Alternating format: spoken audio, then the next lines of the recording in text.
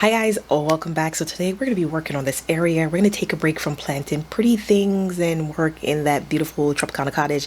We're going to be working in this veggie area. So this is on the same side as Tropicana cottage. So I wanted to put this area in shape as well. So as you can see, overgrown with weeds, trash thrown down. I mean, things everywhere. Tulips from 2 years ago still coming up. The only thing that looks somewhat decent, my garlic bed.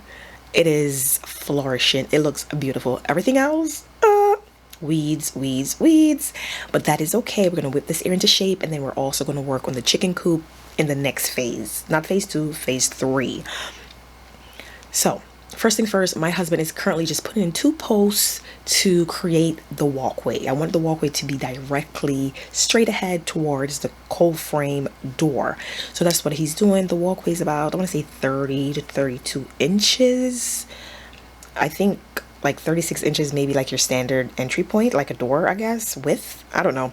Anyway, this area is 32 or 32 inches in width. So he's making sure that the pathway is straight dead on with the cold frame door.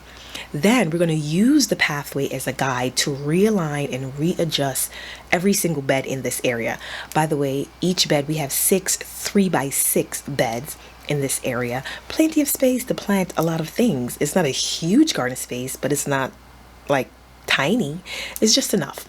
So we're just aligning all the beds. Now, every single bed here already have a piece of landscape fabric underneath, but just the beds. It's not in the pathways at all. That's why there is so many weeds. Right here, he's just removing some soil to readjust the bed, because this first bed needed to be moved a lot. Had to come forward and to the right. And the great thing about these beds, they do not have a base, which is amazing. They can easily be lifted and removed, which I love.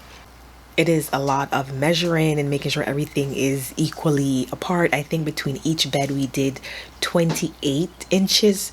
That's enough space for me to walk through.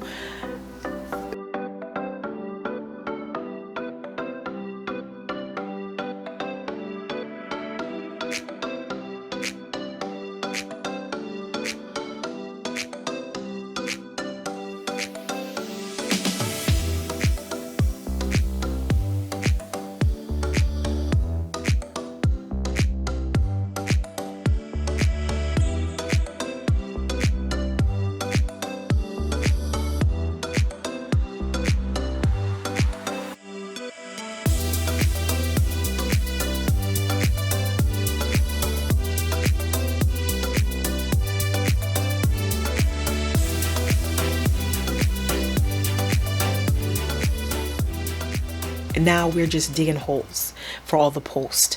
We started with the auger. We went down about 22 or 3 inches, almost 2 feet. We were shy off by a few inches because the clay started to spring a lot of water, and we just gave up because it was hard trying to break through that clay. After that, my husband went back in with the post hole digger to make sure that the hole was wide enough. He wanted to make sure that when he poured the concrete or the cement, that it was distributed proportionally around the post.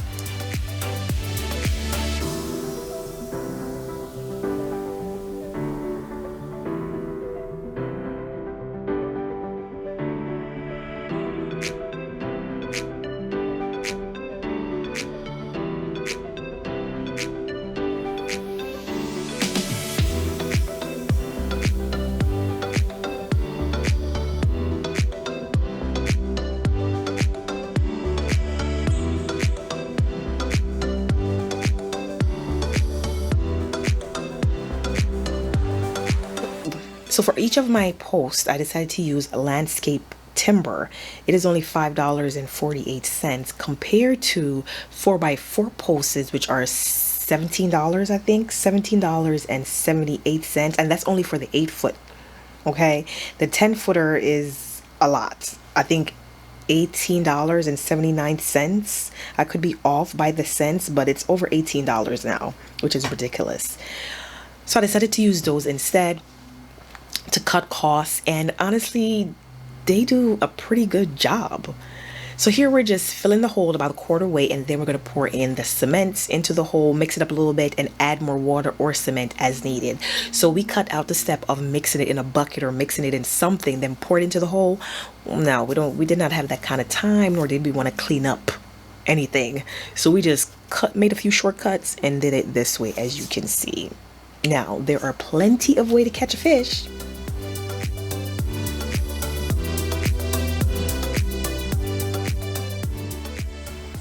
Now, while the concrete is curing, he made sure to go back in with a leveler to make sure that it is leveled on all sides before it dries completely. Then we just repeated the process for every single post.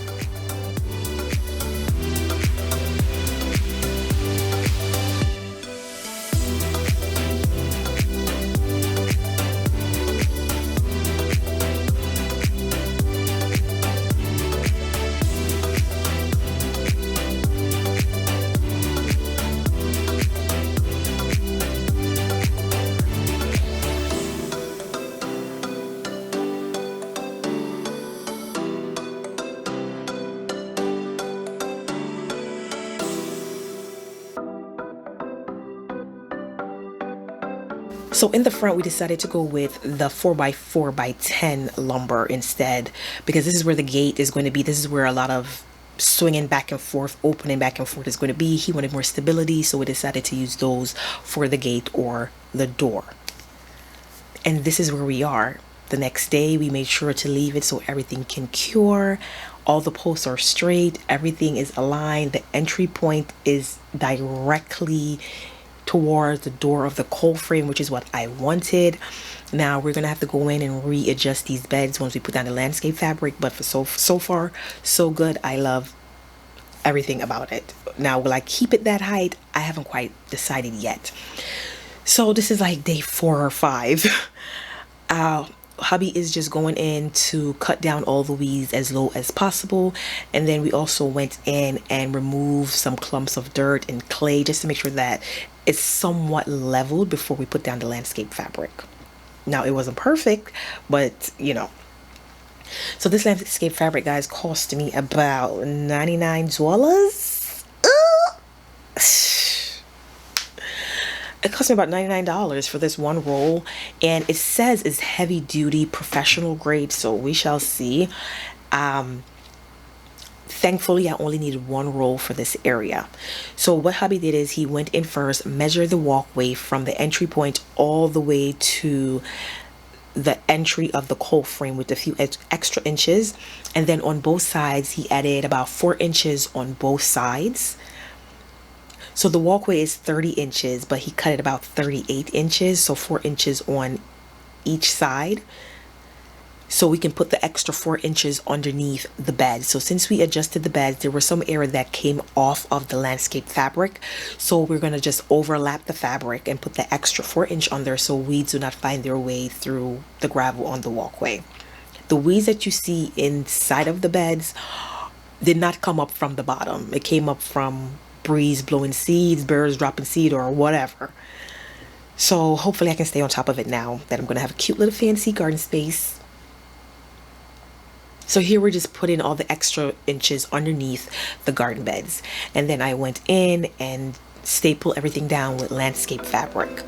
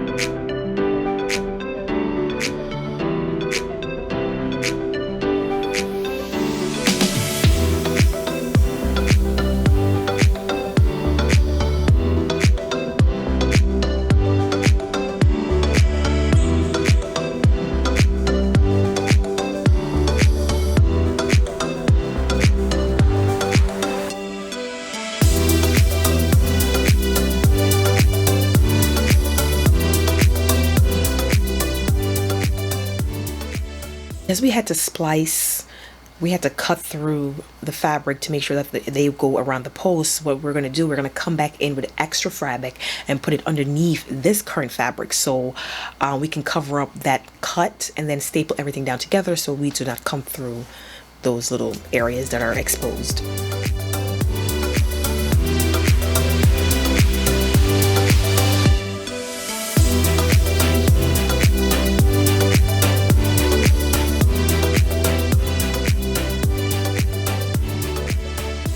This is where we got so far. The landscape fabric is down. Next would be to paint the posts, and while the post is drying, come in with some gravel. Now the gravel I'll be using will be from the same gravel I use in the fountain area in the walkway, that bluish gray gravel. I think that will look great in this area. All the posts are straight. The walkway is dead center with the door. I mean, this should look amazing. Next, we're going to finish off the posts. They're not completely finished. We got to put in some more so we can attach wires to this post caps, and then I'm going to come in and put in new garden beds in the front. Excited about that. And then clean out these beds and just fix up this area. Oh my goodness, it's looking amazing. Thank you guys so much for watching, and I'll see you guys in part 2. Bye.